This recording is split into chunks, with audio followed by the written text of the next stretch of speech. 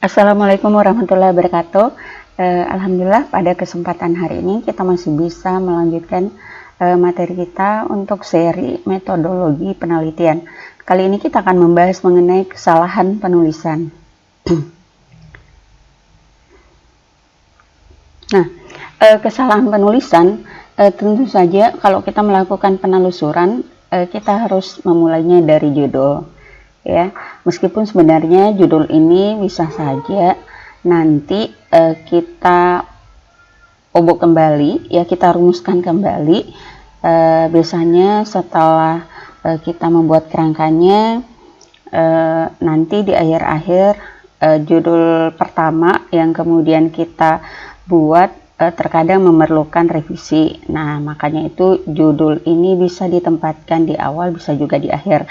Tapi pada kesempatan ini kita hanya akan membahas mengenai kesalahan yang mungkin terjadi pada judul tersebut. Nah, di pertemuan sebelumnya itu kan kita sudah membahas mengenai bagaimana penelitian itu disusun, bagaimana proposal itu disusun. Nah, jadi di situ sudah ada gambaran. Nah, di sini kita akan lebih fokus pada kesalahan apa yang kemudian signifikan yang nantinya bisa membuat proposal penelitian kita atau laporan penelitian kita itu menjadi kurang berkualitas, ya. Nah, kita lihat yang pertama, harus memuat metode dan tujuan. Jadi judul itu seperti yang Ibu pernah jelaskan ya pada pertemuan sebelumnya, bahwa ada metodenya, metode apa yang digunakan, kemudian tujuan dari metode tersebut atau tujuan dari penelitian itu sesuai dengan arahan dari judul itu seperti apa. Jadi di situ sudah ada gambaran dari judul. Kemudian yang kedua, hindari kata berbasis. Nah, ini kan yang sering muncul ya, apalagi misalkan di kampus di tengah mahasiswa berbasis. Nah, ada satu hal yang menarik dari kata berbasis ini, karena sering diidentikan bahwa berbasis itu misalkan entah itu teknologinya atau teknik yang digunakan, tapi cenderung kata berbasis ini mengacu kepada kata yang umum, tidak spesifik. Nah, inilah yang kemudian perlu dicegah dalam pembuatan judul, ya. Nah, harusnya gimana? Harus lebih jelas sebenarnya mau ngapain, ya. Kita itu mau apa, berbasis apa, masalahnya apa, dan solusi yang ditawarkan juga apa. Nah, di sini ada dua contoh ya judul.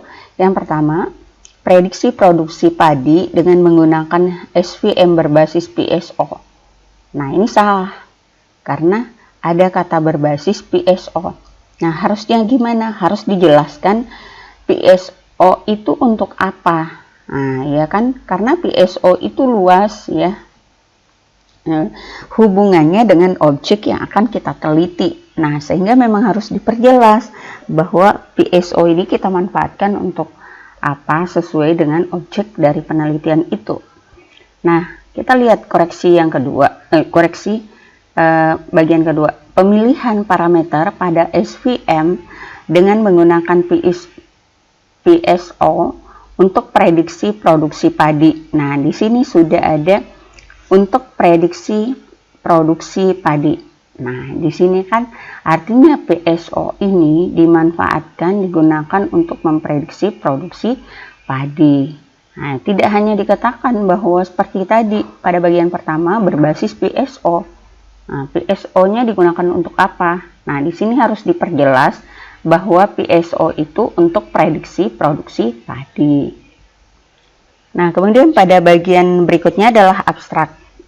Nah, abstrak merupakan intisari ya, intisari dari keseluruhan penelitian itu. Kalau misalnya kita berbicara proposal berarti inti dari proposalnya. Kalau kita berbicara laporan penelitian secara keseluruhan atau skripsi, nah berarti intisari dari skripsi tersebut. Intinya adalah intisari. Nah, ada yang kemudian bertanya, apa sih bedanya Bu abstrak dan umumnya abstrak itu ditemui kalau misalkan sudah ada skripsi. Biasanya kalau belum ada skripsi abstraknya nggak dibuat. Nah, sebenarnya seperti ini. abstrak itu posisinya bisa pada proposal, bisa juga pada laporan penelitian, atau istilahnya kita sudah melakukan penelitian, dalam hal ini skripsi.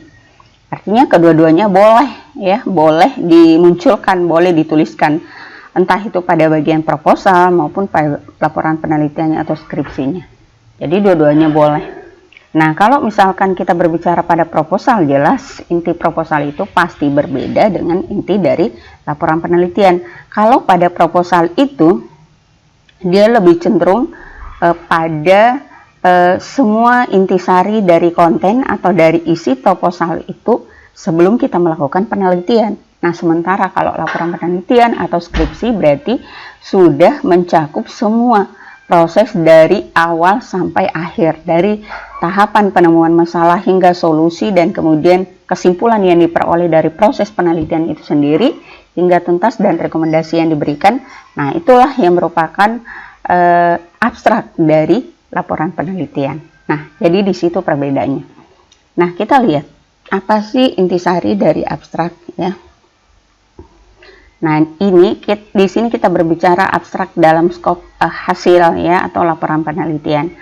Yang pertama, abstrak itu berisi masalah ya, masalah, kemudian dilanjutkan dengan metode, kemudian dilanjutkan dengan hasilnya. Nah, di situ intinya abstrak.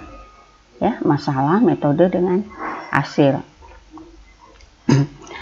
Nah, ada juga yang kemudian mengatakan tujuan. Nah, tujuan penelitian itu ada ya. Abstrak itu berisi misalkan tujuan penelitian, ada sedikit latar belakangnya dibahas, satu kalimat atau dua kalimat kah, hubungannya dengan masalah yang diangkat, terus tujuannya, metode yang digunakan, dan hasil. Nah, itu boleh seperti itu ya. Artinya ada beberapa variasi yang digunakan di mana inti dari variasi tersebut itu menjadi inti dari konten penelitian itu. Jadi jangan sampai ketiganya ini atau kita tambahkan misalkan metode, tujuan penelitian. Nah, itu menjadi hilang maknanya. Jadi di sini Ibu ulang kembali bahwa berisi masalah, metode dengan hasil. Ada juga yang kemudian berisi ya masalah, tujuan, metode dan hasil ya. Kemudian yang kedua, abstrak menggambarkan seluruh isi penelitian dengan bahasa yang jelas, lugas tapi pendek. Nah, ini abstrak ini harus dibaca karena dia merupakan intisari. Jadi kita harus menggunakan kalimat yang memang singkat, padat dan jelas. Jangan sekadar copy paste saja dari isi penelitian itu, copy paste saja. Kita perlu lagi membuat parafrase ulang ya, penggodokan kalimat yang sepadan atau sama arti atau maknanya dengan apa yang kita tuliskan pada bagian isi. Jadi nggak sekadar copy paste, wah kata atau kalimat yang ada pada bagian pendahuluan itu juga yang di copy paste ke bagian abstrak. Nah, ini satu bentuk kesalahan ya. Nah, terus yang ketiga, abstrak dibuat dalam bentuk satu paragraf saja, ya nggak usah banyak-banyak karena intinya adalah intisari. Kita mau kemukakan, kalau misalkan dalam bentuk uraian yang panjang, ya kita langsung saja masuk pada introduction-nya atau pendahuluannya dan seterusnya ya. Berikutnya contoh abstrak untuk penelitian method improvement. Jadi pengembangan metode. Ini contoh. Pada proses XYZ ada beberapa masalah yang muncul, yaitu masalah ABC yang membuat proses XYZ tidak efisien. Masalah ABC akan diselesaikan dengan metode DEF yang terbukti efisien digunakan untuk memecahkan masalah seperti pada proses XYZ.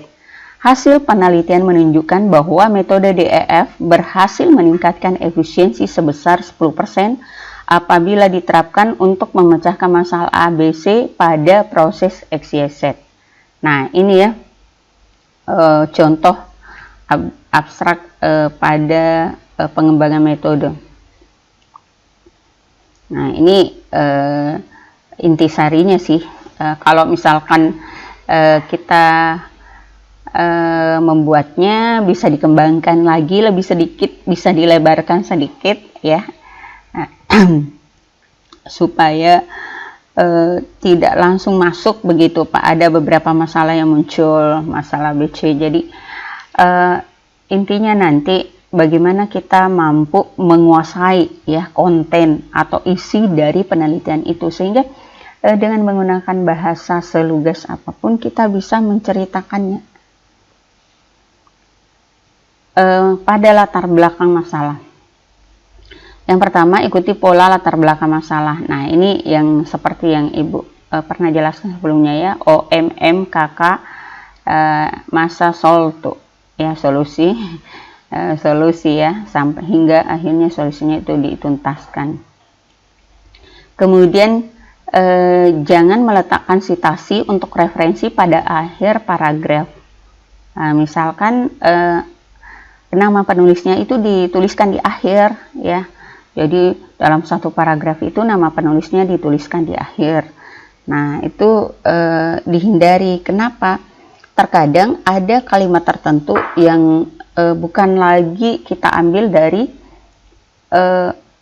referensi yang kita citasi. Nah, itu kan adalah kesalahan ya. Makanya itu di akhir kalimat dari apa referensi yang kita citasi, disitulah kita letakkan citasinya ya. Kemudian yang ketiga, satu pernyataan yang mensitasi kebanyak referensi harus dilakukan dengan hati-hati. Misalkan maksudnya seperti ini, ada satu kalimat, misalkan menyatakan bahwa SVM merupakan metode dalam mesin learning yang memiliki akurasi yang sangat tinggi. Nah, kemudian di situ ada beberapa referensi yang kita ambil, misalkan dari Intan, kemudian dari Andi, dari misalnya Mikel, nah ya, dan seterusnya. Ada beberapa, bahkan bisa sampai 5 ya. Nah, kita harus melakukannya dengan hati-hati. Jangan sampai inti dari setiap kalimat yang kita citasi itu tidak sama ya, berbeda dengan kandungan pada referensinya ya. Intinya tidak sama dengan apa yang disampaikan oleh peneliti sebelumnya. Nah, itu kan artinya kita membuat satu statement yang bertolak belakang ya, kita bisa dituntut loh. Nah, kemudian yang keempat, kalimat dalam satu paragraf harus berisi satu pokok pikiran. Nah, ini dibatasi ya, supaya nanti kita tidak terlalu ngalor ngidul membuat apa sih inti ya dari satu paragraf tersebut. Jadi kita harus membuat satu pokok pikiran saja, apa inti ya, inti dalam satu paragraf itu. Kalau misalkan kita sudah membahas mesin learning, SVM sebagai merupakan mesin learning, metode atau algoritma mesin learning yang memiliki akurasi yang tinggi. Nah, kita jangan lagi membahas bahwa SVM ini pengertiannya SVM, kemudian kalau misalkan perbandingannya dengan yang lainnya, nah bisa saja. Artinya kita jangan mencampur antara satu pokok pikiran dengan pokok pikiran yang lain yang kemudian tidak terlalu berelevansi ya. Jangan banyak mencampur lah dalam satu paragraf itu, supaya kita mengerti fokusnya kemana paragraf tersebut. Kemudian yang kelima, antar paragraf harus dibuat mengalir bersambungan dengan alur cerita yang runut. Nah, artinya jangan terpotong-potong ya. Di sini misalkan paragraf pertama membahas A, paragraf kedua membahas B, paragraf ketiga membahas C. Nah, ini kan artinya dia terpotong-potong ya. Kita harus membahas misalkan di paragraf pertama A. Nah, di paragraf kedua juga tentang B. Hanya mungkin kalau di paragraf pertama itu kita membahas tentang A, tapi pada bagian A1-nya ya, kemudian pada bagian paragraf kedua A2-nya dan seterusnya. Jadi harus selalu ada kesinambungan, kemudian integral sistematis antara satu paragraf dengan paragraf lainnya. Ya sama, kalau misalkan kalian bercerita dari urut-urutan apa ke urut-urutan apa, di situ kan ada penjelasannya ya, ada ininya.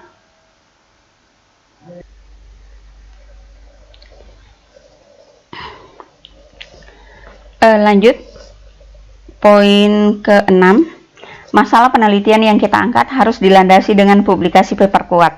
Nah, usahakan dari paper jurnal berimpact faktor tinggi, tidak dari conference proceeding. Jadi ini ya mungkin terkadang Ananda, yang penting kalau misalkan sudah dapat judul yang kurang lebih sama dengan penelitian saya, ambil. Kemudian kalau metodenya juga sama, ambil. Nah, di sini yang diprioritaskan dulu, yang diprioritaskan misalkan dari jurnal, ya, dari jurnal. Biasa juga ada namanya konferensi, ya, atau seminar yang kita ambil dari satu seminar tertentu, artikel dari seminar tertentu. Nah, yang diprioritaskan itu adalah jurnal dulu dengan impact faktor tinggi. Bagaimana caranya kita melihat impact faktornya tinggi? Nah, itu kita lihat nanti dari jurnalnya. Di situ ada terbaca impact faktornya sekian dan sekian. Hanya mungkin karena ini sifatnya masih S1 ya. Kalau misalkan memang kalian memiliki kemampuan untuk melakukan penelusuran terhadap impact faktor yang tinggi ataukah rendah, nah itu lebih bagus lagi. Nah, kalaupun misalkan tidak, ya, minimal kalian sudah memprioritaskan bahwa referensi yang diambil itu harus dari jurnal, bukan proceeding. Ya, karena kebanyakan ya saya lihat, banyakan dari proceeding, ataukah misalkan dari artikel seminar. Nah, itu ya, karena tingkat legitimasi dari jurnal itu jauh lebih tinggi poinnya daripada proceeding. Kemudian yang ke-7, harus dipahami bahwa tujuan latar belakang masalah adalah memberikan argumentasi bahwa masalah penelitian yang diangkat adalah valid. Nah, dipahami tujuan latar belakang masalah adalah memberi argumentasi bahwa masalah penelitian yang diangkat adalah valid. Nah, jadi ya sesuai dengan latar belakang. Kemudian yang ke-8, tidak menggunakan kata peneliti atau penulis, tapi membuat kalimat jadi pasif. Atau biasa juga disebut dalam ini kami dan seterusnya. Nah, itu nggak boleh ya dalam proses atau dalam penelitian itu dihindari ya, dihindari. Kenapa? Karena memang intinya di sini kita tidak mau menekankan pada peneliti itu terlalu banyak ya, kata peneliti ataukah kami dan seterusnya. Yang kita mau tonjolkan di sini adalah bagaimana apa yang dikerjakan, apa yang dihasilkan ya. Apa yang diangkat, apa yang dikerjakan, dan apa yang dihasilkan dari peneliti tersebut. Nah, sehingga kata-kata demikian itu yang harus dihapus, karena proses penelitian itu adalah kesinambungan proses yang dilakukan dari orang sebelumnya ke orang berikutnya.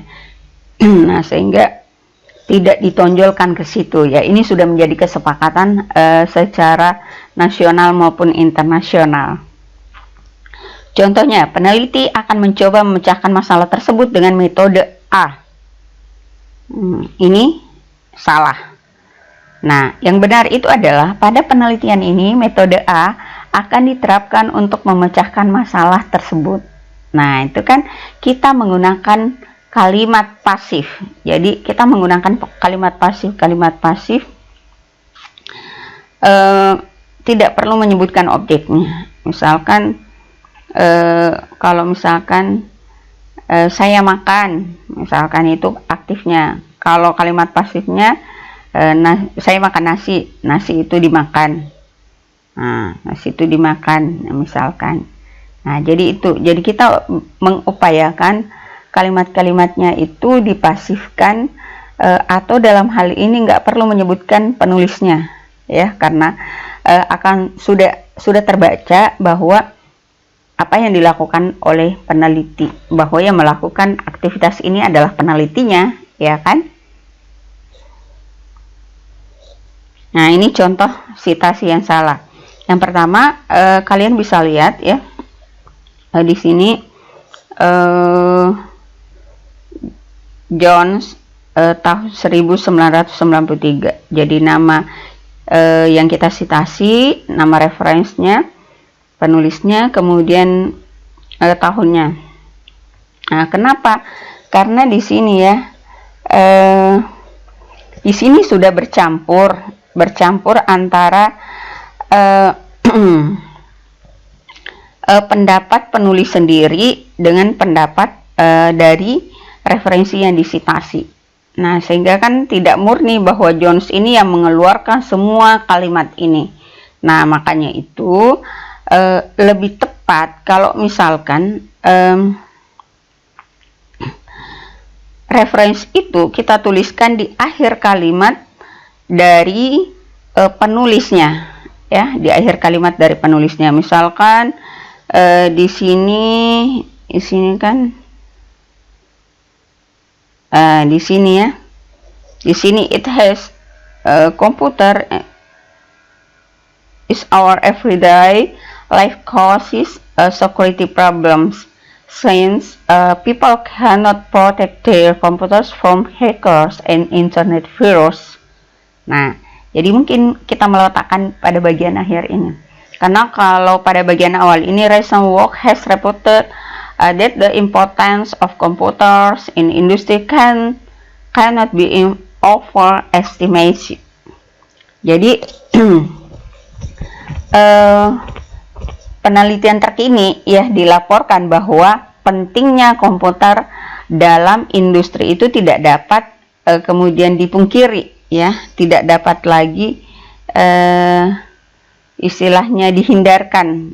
Nah, jadi sudah harus kemudian menjadi urat nadi, ya, urat nadi dalam kehidupan kita.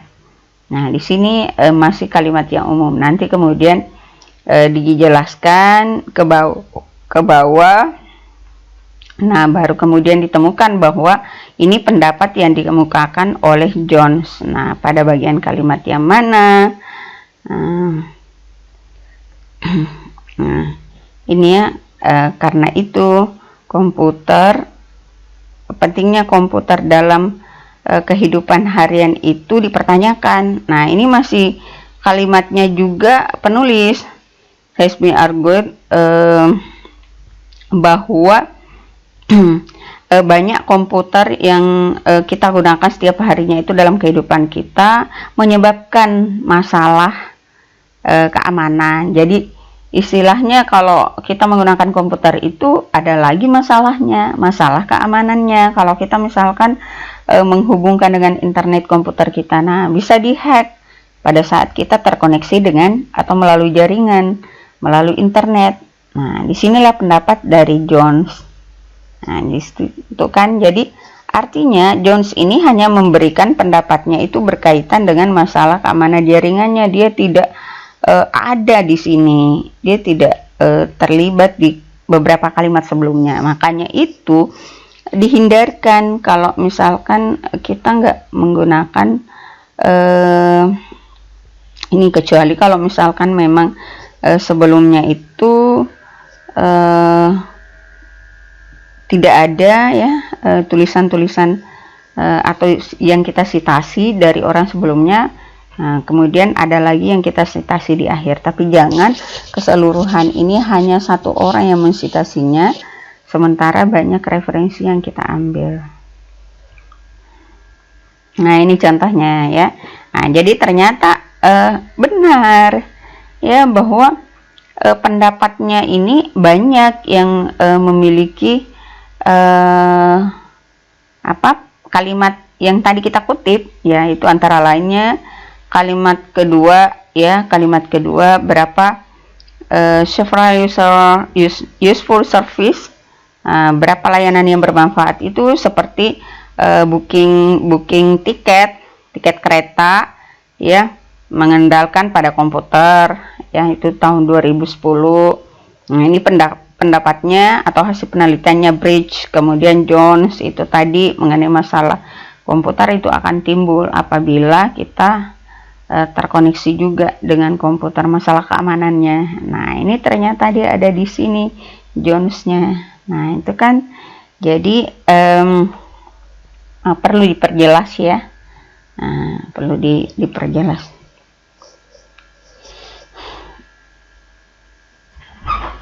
Kemudian di sini ada contoh sitasi ke banyak referensi. Contoh sitasi ke banyak referensi. Nah, di sini sitasi yang dilakukan oleh Jones, Leishman, Seng. Nah, di sini ya ada beberapa pendapat tadi yang dia rangkum. Jadi intinya di sini penulis membuat rangkuman dari beberapa referensi yang kemudian dia ambil, dikutip, dia sitasi. Nah, kemudian dia kumpulkan penulisnya itu yang memiliki pendapat demikian adalah Jones, Leishman dengan Seng. Ya, contohnya juga ini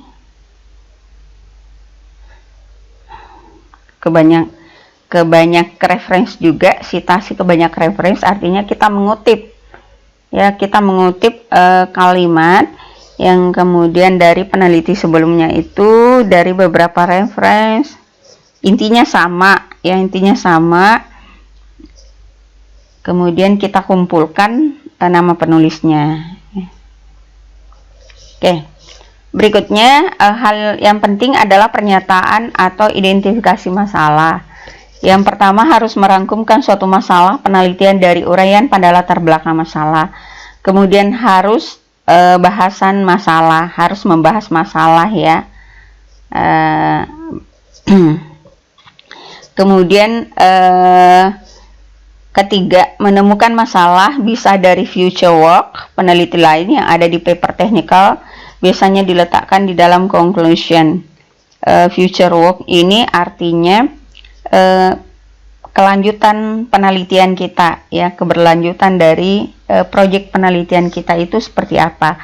Jadi kalau misalkan kita membuat suatu penelitian ya, buat suatu penelitian itu berarti tidak berhenti pada penelitian yang kita bahas ya, tapi kemudian harus dilanjutkan lagi bahwa penelitian ini bisa dikembangkan untuk hal yang ini, untuk peneliti berikutnya. Nah, itulah yang dimaksud dengan future work, yaitu pekerjaan lanjut ya dari penelitian yang sudah dilakukan, dan itu diletakkan pada bagian conclusion atau kesimpulan ya. Kemudian yang keempat, masalah juga kadang bisa ditemukan dari paper review. Nah, dari paper review khususnya yang membahas tentang problems atau challenge pada topik penelitian itu. Jadi dari paper-paper yang kita review ya, itu bisa ditemukan masalah ya, masalahnya apa, tantangannya apa yang berkaitan dengan topik yang kita angkat. Jadi tidak selalu bahwa masalah itu nanti kita yang mengemukakannya, bisa jadi masalah itu juga sudah diteliti dari orang sebelumnya. Nah, kita kutip ya dari paper review sebelumnya, kemudian membentuk satu identifikasi masalah yang berlanjut dari orang sebelumnya, kemudian kita lanjutkan. Cuman nggak boleh dari satu sitasi saja yang kita ambil, tapi kita harus menambahkan ya sesuai dengan pendapat kita sendiri, kebaruannya di bagian mana yang kita lakukan dari peneliti sebelumnya. Oke, rumusan masalah. Nah, pertanyaan penelitian, how, mengapa, mengerjakannya, apa, bukan how to, bagaimana. How to maksudnya, nah ini istilah dalam bahasa Inggris ya. Kalau kalian banyak mengerti, pertanyaan penelitian itu bagaimana caranya, bagaimana ininya. Nah, di sini maksudnya how to how to make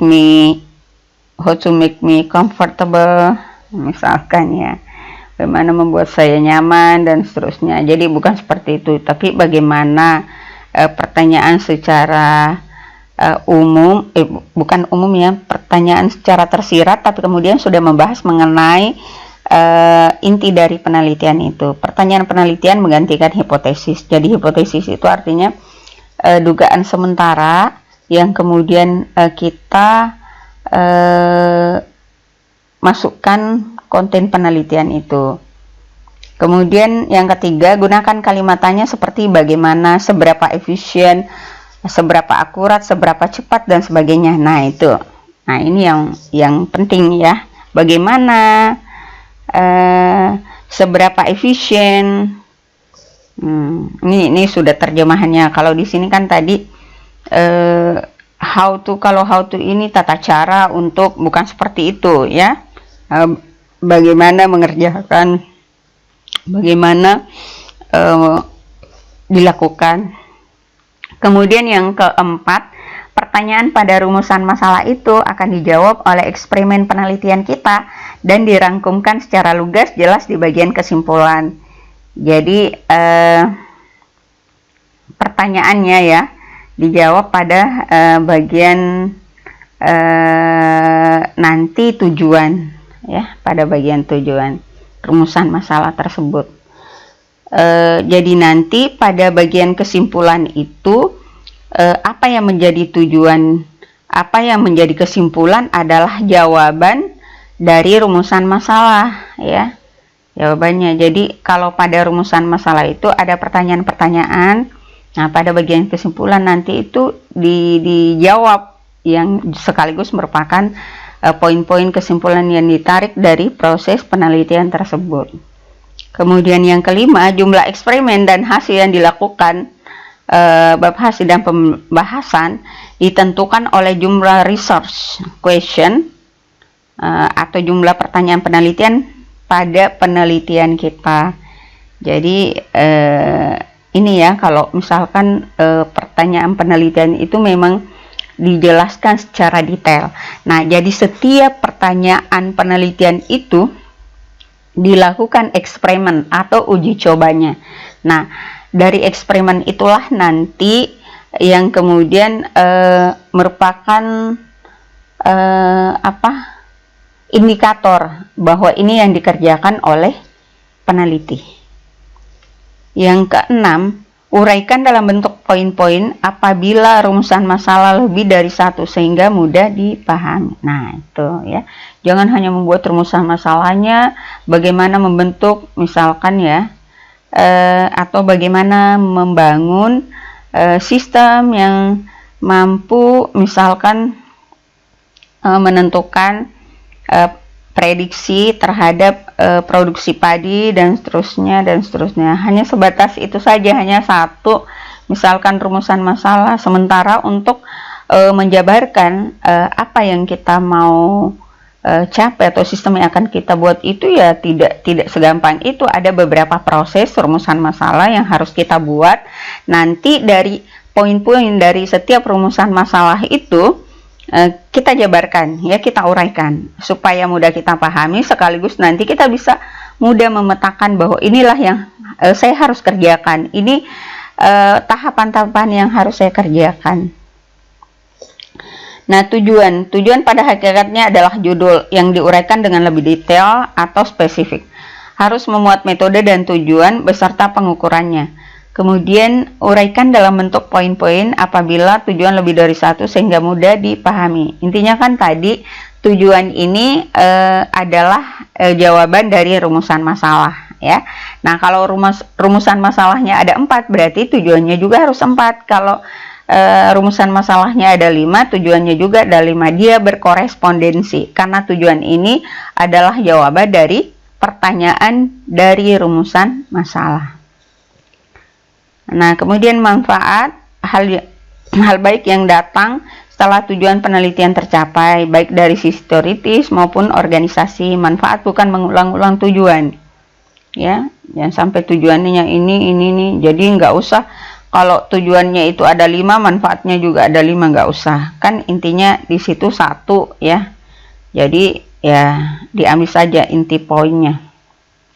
Kemudian yang ketiga, uraikan dalam bentuk poin-poin sehingga mudah dipahami. Nah, tinjauan studi. Memuat penelitian yang benar-benar terkait dalam aspek metode di paper tersebut kita kembangkan. Ya, jadi di tinjauan studi atau tinjauan pustaka ya. Nah, biasanya itu terlalu banyak panjang lebar bercerita tentang sejarahnya, bercerita tentang ininya. Gak usah panjang lebar. Kita cukup menguraikan aspek yang memang berkaitan dengan objek yang kita angkat. Dan itu jangan terlalu banyak seperti pembahasan di buku ya. Kita di sini bukan mau membuat buku, tapi kemudian kita hanya mengambil intisari dari teori yang kita ambil. Ya, penting-pentingnya kalau sudah relevan dengan itu ya sudah, nggak usah diambil semuanya. Kemudian yang kedua, uraikan dengan format masalah, metode, hasil, tidak perlu kesana sini. Ya.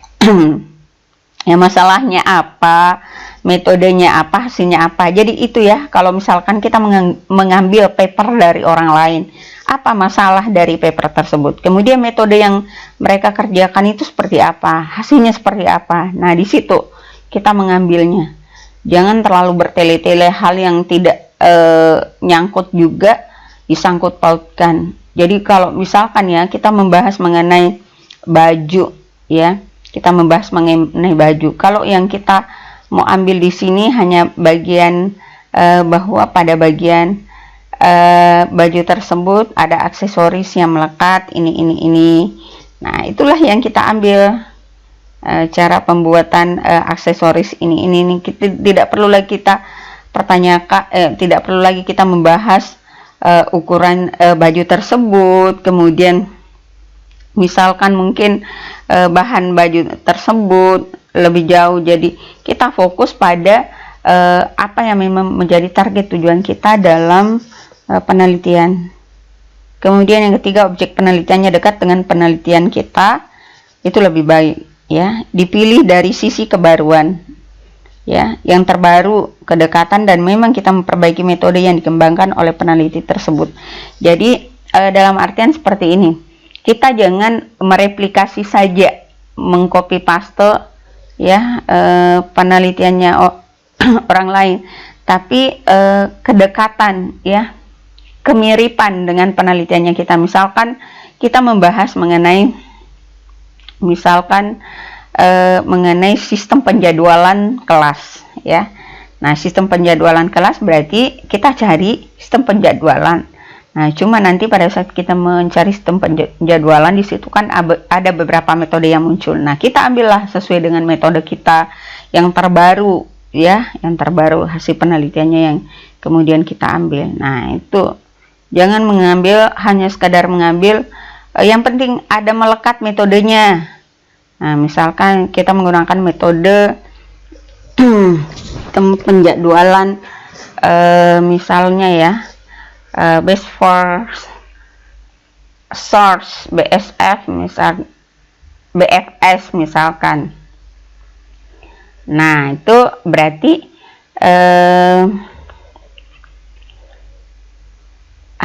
sementara objeknya berbeda ya, bukan pada sistem penjadwalan tapi pada sistem yang lain. Nah, itu misalkan pada sistem pakar. Nah, itu kan agak berbeda ya, meskipun sebenarnya boleh, tapi kemudian kita carilah kedekatan yang paling minimal dengan paper yang terkini 5 tahun terakhir ya, paling lama 10 tahun terakhir. Kemudian yang kelima, setelah tinjauan studi ditulis, buat rangkuman dalam bentuk tabel state of the art yang berisi nama peneliti, tahun, masalah, metode, dan hasil. Nah, ini yang kemudian perlu dibuatkan dalam bentuk tabel supaya kita bisa mengetahui apa saja mereka kaji, masalahnya apa, metodenya apa, dan hasilnya apa. Karena nanti kita akan membuat satu perbandingan ya, dari apa yang mereka kerjakan, apa yang mereka rekomendasikan dengan apa yang kita kerjakan, dan nantinya apa yang akan kita hasilkan. Terakhir, akhiri subbab tinjauan studi dengan menjelaskan perbedaan dan kelebihan penelitian kita dengan penelitian di tinjauan studi tersebut. Jadi artinya kita mengemukakan perbandingan antara perbedaan dengan yang hendak kita lakukan dengan yang orang lain lakukan. Apa kelebihan dari penelitian kita itu harus ditunjukkan. Yang menjadi masalah itu kadang cuman oh ini penelitiannya si A dengan hasilnya si A, metodenya si A, si B, si C dan seterusnya. Tapi tidak diberikan satu penjelasan ya bahwa kelebihan dari penelitian ini seperti apa ya. Nah, ini state of the art-nya yang diperlukan ya. Kemudian tinjauan pustaka. Tinjauan pustaka di sini memuat apa yang ada di judul. Nah, contoh prediksi produksi padi dengan SVM berbasis PSO. Jadi apa yang perlu dimunculkan di tinjauan pustaka yaitu teori tentang SVM-nya atau hal-hal yang kemudian sudah dicapai dalam penelitian SVM, PSO, produksi padi. Nah, ini kemudian penjelasan harus lengkap, tuntas, dan merangkumkan dari banyak sumber, bukan memindahkan isi satu buku atau publikasi lain ke skripsi kita. Nah, ini kadang semuanya kita hendak masukkan ya, seakan-akan skripsi itu tampungan beberapa buku, padahal bukan seperti itu. Intisarinya saja yang kita ambil dari referensi yang kita citasi atau dikutip. Berikutnya, algoritma harus berisi tahapan formula dan contoh penerapannya. Nah, itu tahapannya ya, rumus yang digunakan dan contoh penerapannya. Jadi ada contoh penerapan dari apa yang kita bahas supaya kita nanti bisa melihat contoh penerapan algoritma yang digunakan. Berikutnya kerangka pemikiran. Gunakan format indikator, propose metode yang diajukan, objektif, tujuan, dan pengukuran, measurement. Nah, kalau kita di kampus ya, di sini kita gunakan identifikasi objek penelitian, masalah, solusi, dan manfaat yang dicapai. Nah, misalkan Universitas di Pamakassar, ini yang ada di kampus ya, identifikasi. Jadi kerangka pemikiran itu berisi identifikasi objek penelitian, masalah apa, kemudian solusi yang diberikan, dan manfaat yang dicapai pada penelitian tersebut. Yang kedua, harus diuraikan dalam bentuk kalimat yang jelas, detail, dan komprehensif yang menjelaskan semua gambar kerangka pemikiran. Nah, kemudian penulisan gambar dan tabel caption untuk gambar di bawah. Nah, jadi keterangan ya pada gambar itu dituliskan pada bagian bawah gambar, sedangkan untuk tabel di bagian atas. Kemudian kedua, tidak ada dalam kalimat yang menyatakan gambar sebagai berikut. Nah, nggak boleh, karena sebagai berikut nanti tiba-tiba pindah, bukan lagi berikut, tapi berikutnya itu ada di bawah dan gambarnya ada di atas. Nah, sehingga memang perlu diperbaiki sejak dari awal. Tapi yang benar adalah, ya makanya yang benar itu adalah gambar 21 menjelaskan tentang. Jadi ada pointer, ada penunjuk ke gambar tersebut. Kemudian yang ketiga, semua gambar dan tabel harus dinarasikan, harus dideskripsikan dan dijelaskan maksudnya apa. Jadi harus ada penjelasan, jangan cuma menampilkan tabel, menampilkan gambar, sama sekali tidak ada narasinya, tidak ada penjelasannya, tidak ada deskripsinya. Nah, ini yang tidak diperbolehkan. Yang ngapain kalau misalkan kita lagi yang harus menerjemahkan, kan multitafsir ya. Semua orang bisa memiliki pendapat yang sama, pendapat yang berbeda dengan gambar maupun tabel yang sama. Tapi ketika sudah ada penjelasan berdasarkan tabel ataupun gambar tersebut, nah di situ pembaca bisa memahami dan mengerti isi dari penelitian tersebut. Kemudian yang keempat, penjelasan kalimat, misalkan gambar 21 atau tabel 34, G dan T-nya harus kapital. Jadi huruf awalnya itu harus kapital ya, kata-kata awalnya. Metode penelitian, struktur mengikuti format panduan penelitian yang intinya berisi desain dan tahapan penelitian. Ya. Kemudian yang kedua, metode penelitian berisi rencana dan tahapan penelitian saja, bukan hasilnya, apalagi pembahasannya. Ya, lanjut, hasil dan pembahasan. Hasil, nah ini yang penting. Terkadang kita itu fokusnya misalkan fokusnya mungkin hanya di bagian-bagian bab 1, 2, 3, 4, tapi di hasil dan pembahasan kita tidak fokus.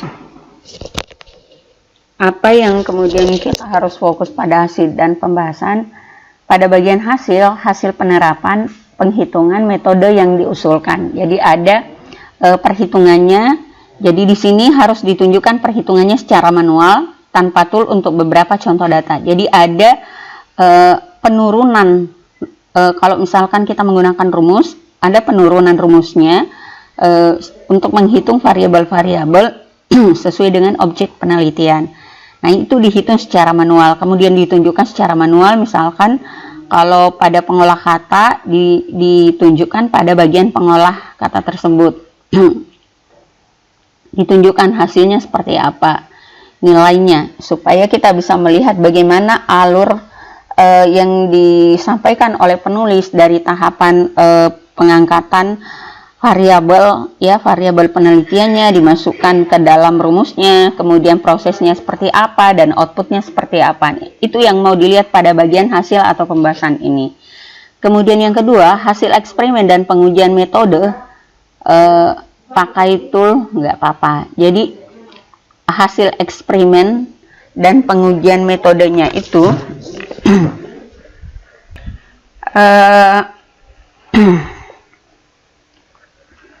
pembahasannya, analisis, pembahasan dan rangkuman hasil, evaluasi dan validasi penelitian. Ya. Yang tadi, yang kedua, hasil eksperimen dan pengujian metode.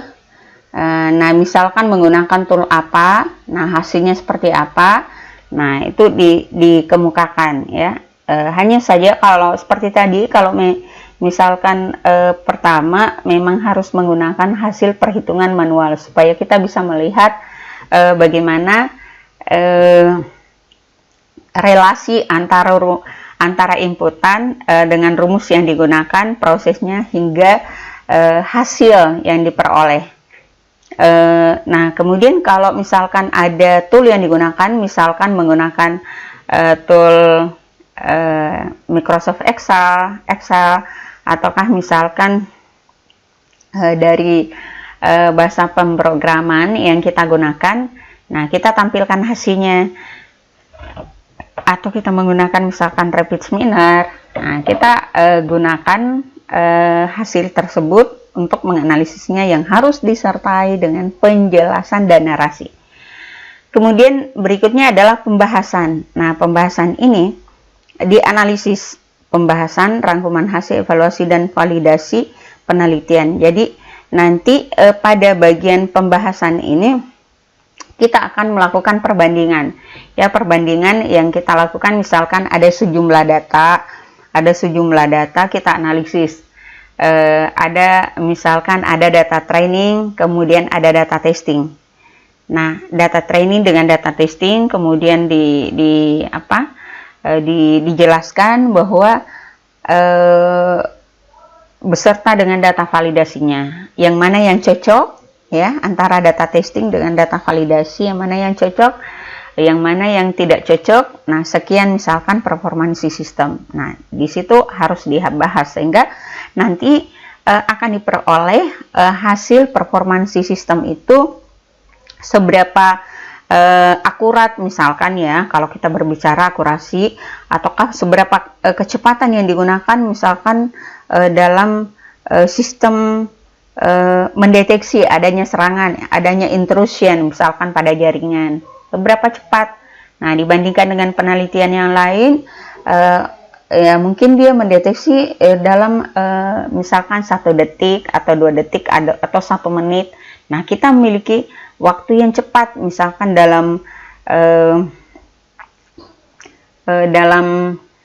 setengah detik. Nah, kita sudah memperoleh hasil dari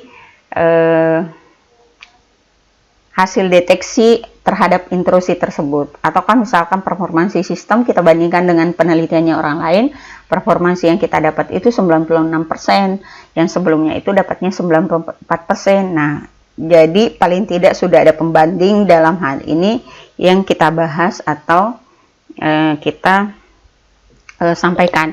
Nah, jangan sampai yang sering saya lihat itu kalau mahasiswa dia mengangkat dia men-screenshot ya hasil programnya seperti ini. Nah, kemudian pada saat misalkan kita cari penjelasannya, gimana nih penjelasannya dengan hasil yang diperoleh. Wah, penjelasannya nggak ada, hanya sekadar satu pengujian yang digunakan, pengujian perangkat lunak. Nah, gimana hubungannya dengan rumus yang diangkat? Nah, mana? Nah, itu harus ada uji performansi, tidak cukup dengan hanya pengujian perangkat lunak, karena pengujian perangkat lunak belum tentu dari sisi performansinya itu dapat, ya kan, pengujian dari rumusnya itu nanti dapat. Nah, itu. Nah, kemudian kesimpulan ini penarikannya berupa rangkuman dari hasil penelitian. Nah, hasil penelitiannya seperti apa? Nah, itu yang kemudian nantinya dirangkum. Ya, dirangkum. Itu pun dalam bentuk hasil penelitian, tidak boleh terlalu banyak mengemukakan angka-angka lagi. Angka-angka itu dibahas di hasil dan pembahasan saja. Sementara kalau di kesimpulan itu kita mengambil kesimpulan yang secara umum yang berkaitan dengan penelitian kita. Nah, kemudian yang kedua, harus singkat, jelas, dan menjawab pertanyaan penelitian. Oke, saya kira untuk pembahasan kali ini cukup sekian. Assalamualaikum warahmatullahi wabarakatuh.